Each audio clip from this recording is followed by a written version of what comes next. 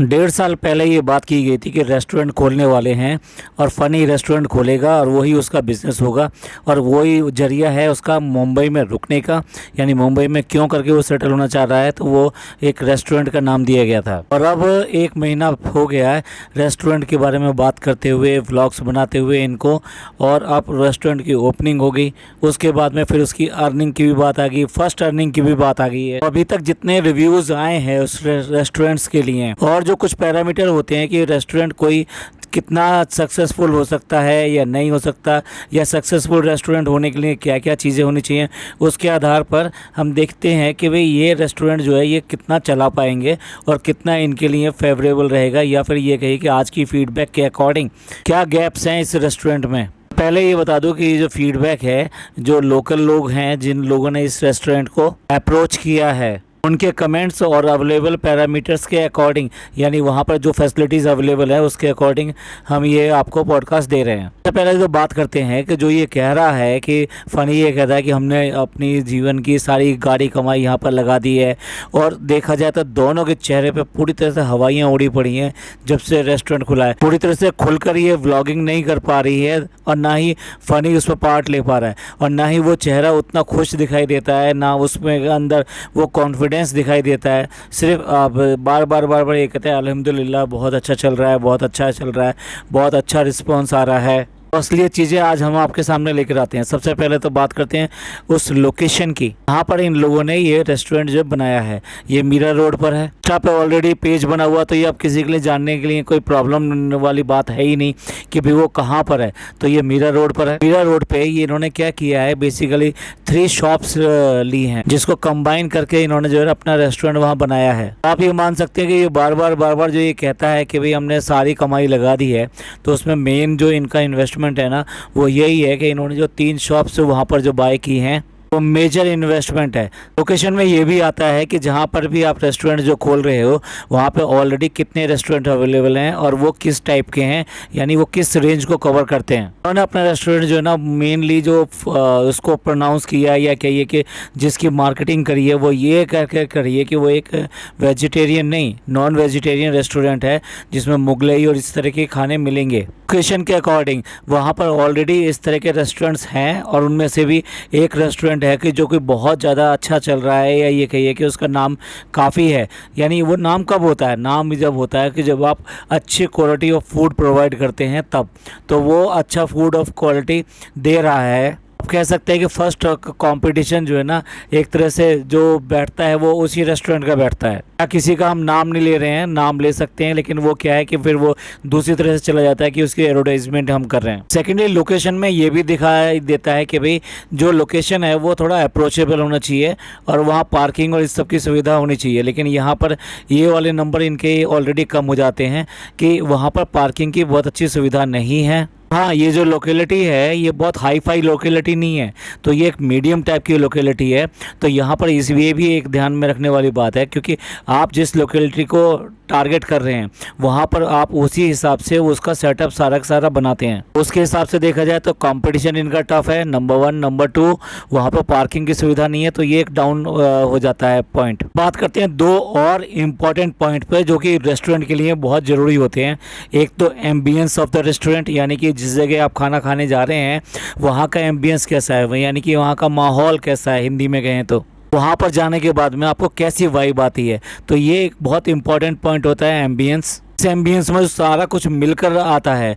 Basically देखा जाए तो सीटिंग अरेंजमेंट कैसा है, सीट्स कितनी कंफर्ट हैं, और बच्चों के लिए कुछ अलग से अरेंजमेंट है या नहीं है, वो जगह स्पेसियस है कि नहीं है, वहाँ की लाइटिंग कैसी है, वहाँ की डेकोरेशन कैसी है, वहाँ सब कुछ इतना आर्टिफिशियल ना हो जाए कि वहाँ पर वो सब कुछ जो है बनावटी लगने लगे। इस एम्बियंस के बारे में अगर बात करें तो यहाँ पे सीटिंग कैपेसिटी इनकी कम है, और साथ साथ स्पेस थोड़ा कंजस्टेड है। सिमिलरली जो सीटिंग कैपेसिटी की बात करें, जो सोफे हैं बेसिकली, अगर उसमें अच्छे खासे 2 लोग बैठ जाएं तो वो थोड़ा सा अनकंफर्टेबल सा हो जाता है। बाकी डेकोरेशन अच्छी है, लाइटिंग भी अच्छी है। वहाँ पर सीलिंग में हैंगिंग जो फ्लावर्स एंड फर्न लगाए गए हैं वो थोड़ा सा नेचुरल लुक देते हैं। सबसे बड़ी कमी खलती है नो स्पेस की खलती है। साथ इस तरह का कोई अरेंजमेंट नहीं है कि जहाँ कोई छोटी मोटी पार्टी अगर अरेंज कर दे यहाँ पर तो वो ये ऑर्गेनाइज कर सकें।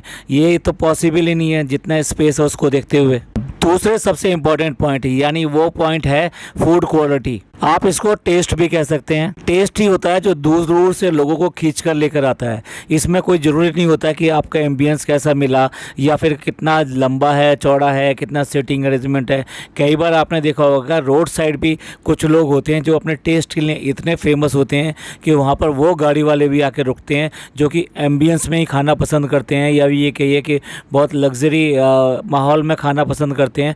वो लोग भी आकर वहाँ से फूड लेके जाते हैं और वहाँ पर खाते हैं। तो देखा जाए तो फूड क्वालिटी अपने आप में बहुत ज़्यादा इम्पॉर्टेंट रोल प्ले करती है। और इस फूड क्वालिटी के साथ साथ जो है ना फूड का कॉस्ट यानी कॉस्टिंग ऑफ द प्रोडक्ट, ये दोनों एक साथ मिलके काम करते हैं। इसी का एक छोटा भाई भी है यानी कि क्वांटिटी, यानी कि किस कॉस्ट में क्या क्वांटिटी आप सप्लाई कर रहे हो, किस क्वालिटी का वो फूड दे रहे हो। ये तीन चीज़ मिलकर आपको बहुत बड़ा एडवांटेज देती हैं। तो अगर टेस्ट की बात करें तो जो फीडबैक वहाँ से मिली है, taste is okay but not extraordinary, meaning you can have a food, और ये जो टेस्ट आपको कहीं और मिलता है वो टेस्ट जो है यहाँ पर भी एक जिसे कहते हैं ना अच्छा टेस्ट, वो अच्छा टेस्ट तो मिल जाता है, पर एक वाव वाला जो फैक्टर होता है वो वाव वाला फैक्टर जो है यहाँ थोड़ा सा मिसिंग है। अब इसके साथ साथ जैसे हमने अभी बात करी तो उसमें जो फूड की जो क्वांटिटी है ना वो क्वांटिटी भी बहुत मैटर करती है, क्योंकि कॉस्ट एंड क्वांटिटी का ऐसा मेल है कि अगर आपको कम कॉस्ट में ज़्यादा क्वांटिटी मिलती है अच्छे फूड की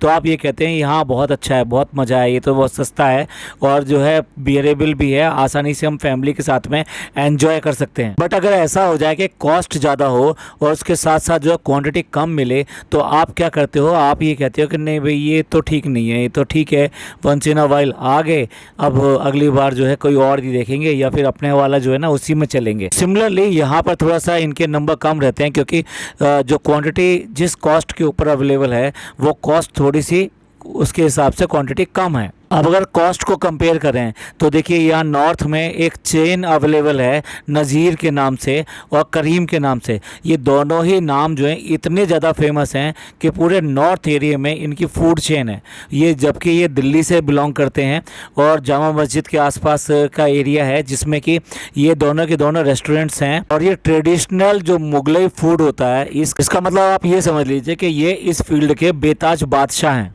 ना केवल दिल्ली में बहुत सारी ब्रांचेज हैं बल्कि यूपी में भी बहुत सारी जगह इनकी ब्रांचेज हैं। तो ये एक अच्छी फूड चेन है। तो मैं इनका नाम क्यों ले रहा हूँ, मैं कोई किसी का एडवर्टाइज करना नहीं चाह रहा, लेकिन इनके जो मेनू की जो कॉस्ट है यानी कि इनके जो आइटम की जो कॉस्ट है, और अगर हम इस रेस्टोरेंट की बात करें जो खुशामदीद रेस्टोरेंट है तो एट पार बैठती है कुछ आइटम्स में और कुछ आइटम्स में इनकी ज़्यादा बैठती है। और दूसरी बात ये देखिए ना उसका कितना नाम है, उसने एक ब्रांड वैल्यू क्रिएट की हुई है।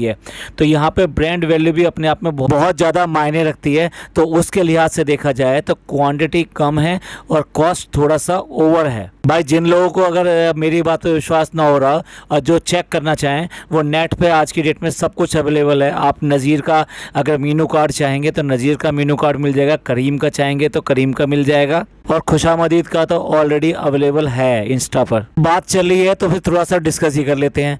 जो इनके यहाँ जो मॉकटेल्स हैं वो लगभग जो है 170 रुपीज़ के आसपास के हैं। तो इन्होंने भी 9 नंबर वाला मैजिक रखा है, यानी जितने भी आइटम्स हैं उसमें 90% आइटम्स के रेट जो है ना 99 रुपये या 49 रुपीज़, यानी कि 50 नहीं किया है और 100 नहीं किया है। यानी कि अगर ये मैं बात करूं 549, इट मीन्स ये ऑलमोस्ट 550 का हो जाता है। उसके बाद में आपको टैक्सेस वगैरह भी पे करने होंगे। कुछ फूड्स मैं जस्ट एग्जांपल के लिए कोट कर रहा हूँ, जैसे मॉकटेल हो गया 170 रुपीज़ का है। तो आप ये समझ लीजिए एक छोटी फैमिली जो 6 पीपल्स की है वो अपनी फैमिली को लेकर आ जाते हैं तो उनके 1000 रुपीज़ में तो खाली जो है ये मॉकटेल जो है वन टाइम जो है सर्व होते हैं। अगर मटन की डिश की बात करें तो वो 500 रुपीज़ के अराउंड है, मीन्स उससे कम नहीं है, उससे थोड़ा बहुत ज़्यादा ही है। और वो भी एवरेज क्वान्टिटी आपको मिलती है उसके अंदर, यानी 4 पीसेज वाली क्वान्टिटी मिलती है। और नान जैसी चीज़ जो कि फ्रीक्वेंटली आदमी लेगा, मतलब देखिए अगर नान को थोड़ा सस्ता रखते हैं तो फिर जो है वो सब्जी जो है यानी कि जो मसालेदार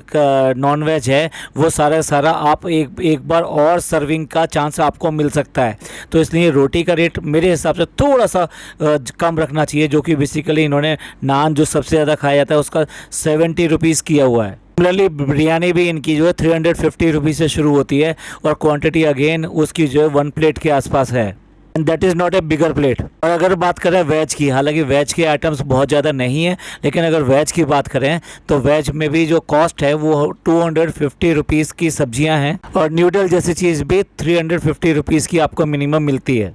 ये जस्ट रेट मैंने जस्ट कंपेयर करने के लिए बताया, आप सिमिलर रेट्स जो कंपेयर कर सकते हैं नज़ीर से या फिर करीम से, जबकि ये बहुत बड़ा अपना ब्रांड नेम आज की डेट में बना चुके हैं। और अगर कभी भी दिल्ली अगर जाना हो, आपका जामा मस्जिद जाना हो, तो वहाँ पर आपको क्यू करनी पड़ेगी, यानी कि वहाँ पर आपको वेट करना पड़ेगा और तब जाके आपको वो स्पेस मिलेगा। तो ये बात होगी साहब फूडिंग की और इनके कॉस्ट की। अब बात करते हैं एक और इम्पॉर्टेंट पॉइंट, सर्विसेज की। तो सर्विसेज नो डाउट सर्विसेज यहाँ पर बहुत अच्छी हैं, मतलब आपको बहुत ज़्यादा मतलब वहाँ पर वेट नहीं करना पड़ेगा, और सर्विसेज में ये सब चीज़ें मिल जाएंगी आपको जल्दी ही। एक चीज़ मैं बताने भूल गया, जितना ओवर कंजस्टेड मेनू रखा गया है, यानी उसमें इतने आइटम डाल दिए गए हैं, लेकिन वहाँ पर उतने आइटम अवेलेबिलिटी उनकी नहीं होती, वो थोड़ा लिमिटेड आइटम ही वहाँ पे अवेलेबल होते हैं। सारे आइटम वहाँ पर हर एक चीज़ आपको नहीं मिल पा रही है। मे भी हो सकता है ये इनिशियल फेस हो, बाद में वो सारी चीज़ें वैरायटी वहाँ पे ऐड कर दी जाएँ, लेकिन आज की डेट में थोड़ा सा उसमें पूरा पॉसिबल नहीं हो पा रहा है। मार्केटिंग एक इनका स्ट्रॉन्ग पॉइंट है, क्योंकि स्ट्रॉन्ग पॉइंट ऐसे है कि जब से ये लॉन्च हुआ है तब से ही मार्केटिंग के लिए पूरे व्लॉग्स यूज़ किए जा रहे हैं, साथ साथ वहाँ पे जाया भी जा रहा है, और वहाँ पर उनके साथ में सेल्फी खिंचवाना, ये सब करना, तो ये सारी चीज़ें तो बहुत स्ट्रॉन्ग तरीके से करी जा रही है मार्केटिंग के अलावा। बिजनेस प्रमोशन के लिए ये मार्केटिंग टैक्टिक्स तो है ही, लेकिन साथ साथ जो एक और होती है वो होती है टेक अवे फूड, या फिर जो है डिस्टेंट डिलीवरी। तो यहाँ मेरी तरफ से जो टिप है वो ये है कि आपको जो है अगर डिलीवरी फूड है तो उसमें थोड़ा सा डिस्काउंट देना चाहिए, और डिस्काउंट जो है वो ऐसा देना चाहिए कि लोग वहाँ पर प्रेफर करें कि भाई वो घर पे मंगा सकें। वो इसलिए कि आपका जो एम्बियंस है, आपका जो स्पेस है, वो थोड़ा सा उसमें सेव होता है। जो लोग वहाँ चल कर आते हैं वो उनके लिए ऑक्यूपाई होता है, और लोग अपने घर पर मंगाएंगे तो वो स्पेस जो है उतना ऑक्यूपाई नहीं होता। तो इसलिए वहाँ पर आपको हर चीज़ की, जो लाइटिंग की, वहाँ जो मैन पावर काम कर रही है, उनकी कॉस्ट की, सबकी बचत होती है। तो इसलिए आपको उसको थोड़ा सा सस्ता करना चाहिए, लेकिन इन्होंने 1000 रुपीज़ पे ही डिस्काउंट दिया हुआ 10% का, इससे ज़्यादा नहीं है। कुछ और पॉइंट भी थे जैसे कि फैसिलिटीज़, बट ये ब्लॉग जो है ना ज़्यादा बोरिंग ना हो जाए, इसलिए ऐसा ना हो जाए कि भाई ये मार्केटिंग पढ़ाई जा रही है, तो मैं इसलिए इसको ज़्यादा लंबा नहीं खींचता। हाँ, एक कमेंट जरूर लगाता है जो कि बेसिकली देखा जाए तो बिल्कुल जेन्युइन कमेंट जो यहाँ पर दिखाई देता है। स्क्रीन की तरफ देखिए प्लीज़, वहाँ जितने भी फीडबैक है गूगल के ऊपर, कमेंट्स ऐसे भी हैं कि जो लोग वहाँ पे नहीं भी गए हैं वो भी वहाँ पर जो कमेंट कर रहे हैं और अच्छी अच्छी रेटिंग दे रहे हैं। लेकिन एक जेन्युइन कमेंट जो है ना यहाँ पर मैं डिस्प्ले कर रहा हूँ, आप इसको देख सकते हैं। इसमें उसने बिल्कुल सही तरह से रेटिंग देने की कोशिश करी है, जो काफ़ी हद तक जो हमने यहाँ पे एनालाइज किया है उससे काफ़ी हद तक मैच करती है। हमने जानबूझ के नंबर नहीं दिए हैं तो ये बहुत ज़्यादा वैसा हो जाता, तो इसलिए जो ना उनकी आप रेटिंग को मान भी सकते हैं या हमारी रेटिंग को मान भी सकते हैं, या फिर खुद जाइए और जाके एक्सपीरियंस कीजिए कि भाई ये जो चीज़ें हैं ये कितनी सही हैं कितनी गलत हैं। जैसा कि हमने पहले ही कहा, ये फीडबैक पे आधारित है, वहाँ जो लोकल लोग हैं उनकी फीडबैक पे आधारित है ये, और उस फीडबैक को प्रॉपरली एनालाइज करने के बाद में हमने ये पॉडकास्ट बनाया है।